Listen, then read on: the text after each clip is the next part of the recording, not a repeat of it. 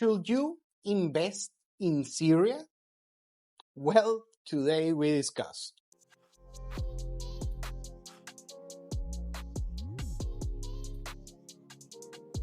Well, the short answer is no.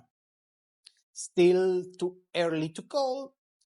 And well, we're gonna do some, a reader's digest of what happened on the past, actually, just a few weeks, and what happened on the past few decades, where Syria was involved in a civil war. Basically, the country on the past 50 years was controlled by the Assad family.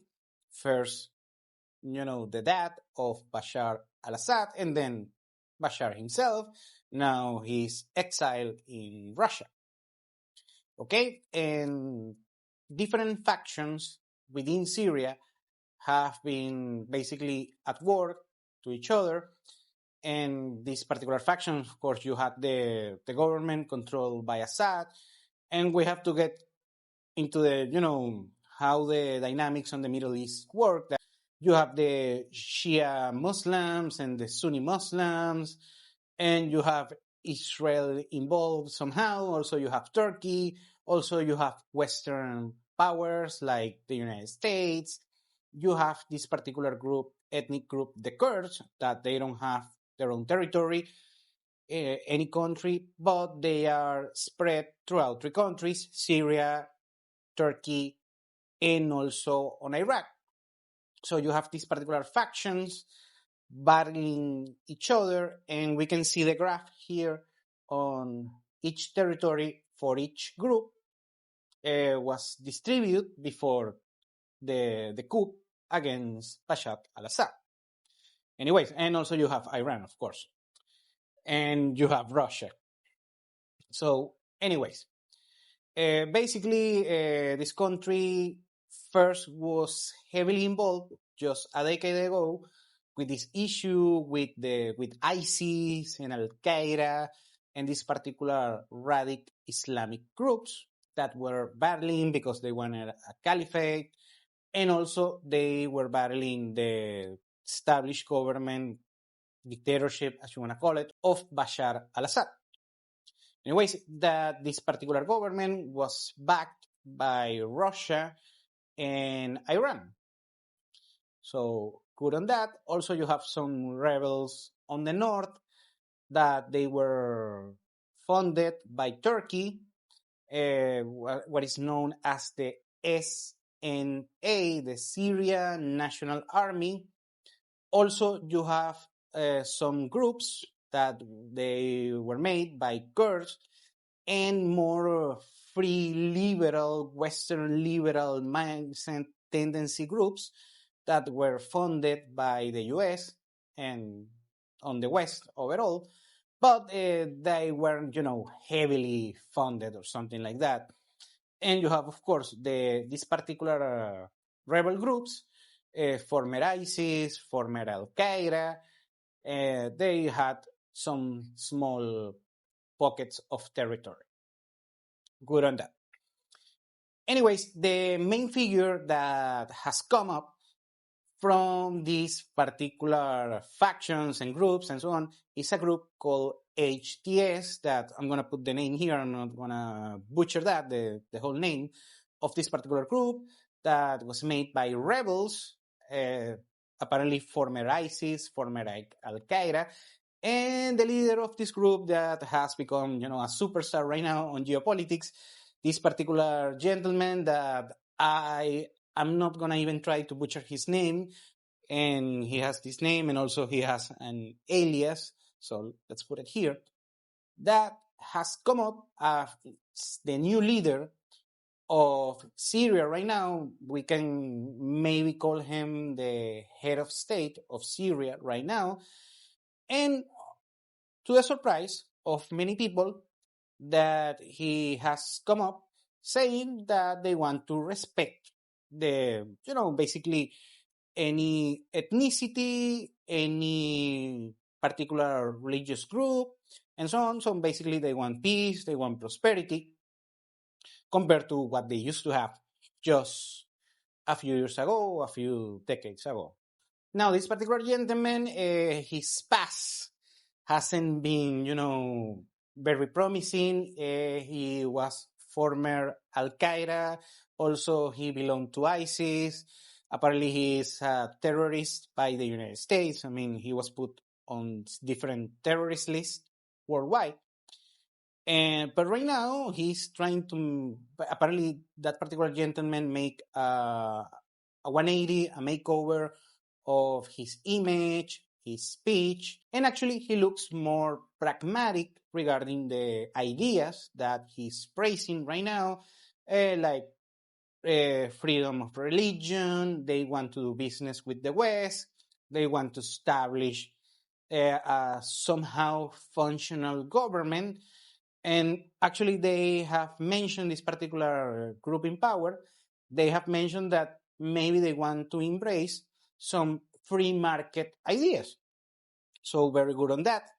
At least I'm talking, for the Syrian people right now. And actually, several millions of Syrians are refugees right now in Western Europe and also in Turkey.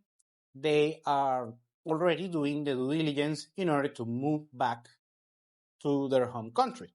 So those are, very promising, very good news that we have right now in Syria. Now we have to discuss this particular old cliche in investing that buy when there is blood on the streets. And well, that particular saying, I don't like to take it literally. For me, blood on the streets is just something called, has, a dip and maybe time to buy, something like that. No, not literally, blood that I want to see on an investment, God forbid.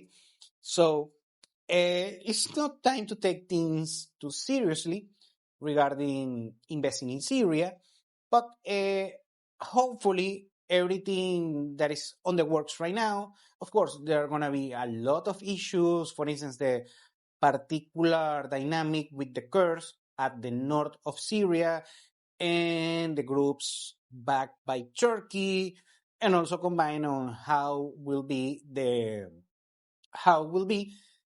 performance, the actual governance that this particular group and this particular leader of this group can provide to Syria as good governance. Also, you have Israel involved on the south. So, I mean, I don't want to get too much into those details.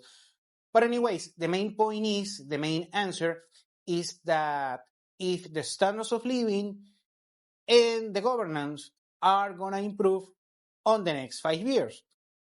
And the answer will be that there is a very good probability, because there are three things that Syria has that are positive. First, a great location in the Middle East, but also on the Mediterranean. So a very good logistic hub, if you ask me. Also, the Syrian population, they are very, very resilient and very entrepreneurial. Many people, I mean, I'm talking many entrepreneurs, they work their tails off in order to sustain businesses within a civil war. This is something that you have to take your hat off in order to recognize the resilience of these people, that if they are allowed to be on a proper environment, at least on a better environment, a better paradigm, you can see significant growth over there. And also, you have to consider that since, the standards of living, thanks to the war, have decreased significantly on Syria the past couple of decades, it's a lot of room to grow regarding economic growth, more goods and services, and so on. Of course, it right now is a pipe dream, is a panacea to see that come to fruition, but there is a good probability for that.